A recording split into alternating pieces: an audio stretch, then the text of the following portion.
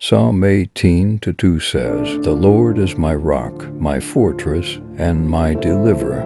My God is my rock, in whom I take refuge, my shield, and the horn of my salvation, my stronghold." Here is a story inspired by this verse, God, my stronghold. Marcus was a firefighter, strong, skilled, and calm under pressure. But nothing had prepared him for the night the storm came. Rain pounded the city as winds howled like wild beasts. Lightning cracked the sky and emergency calls flooded in. A building had caught fire after a lightning strike and people were trapped inside. Marcus and his team raced through the storm. When they arrived, flames were already reaching for the top floors. He rushed in, heart pounding.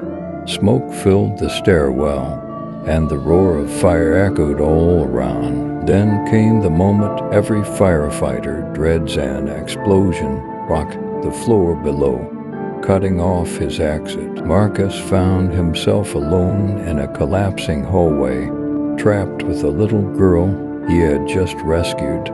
He wrapped her in his coat and pulled her into a corner. The building groaned and shook. Smoke choked the air, heat scorched the walls, and for the first time in years, Marcus felt completely helpless. In the darkness, he whispered, "Lord, be my rock, my fortress, my deliverer." That verse, Psalm 18:2, was one his mother used to pray over him as a child. He had almost forgotten it, but now he clung to it like a lifeline. Moments later, a beam fell, revealing a small opening near the back of the building. It was risky, but it was a way out. Guided by instinct and that whispered prayer, Marcus crawled through the rubble, shielding the child. As they emerged into the cold rain, other firefighters rushed to meet them.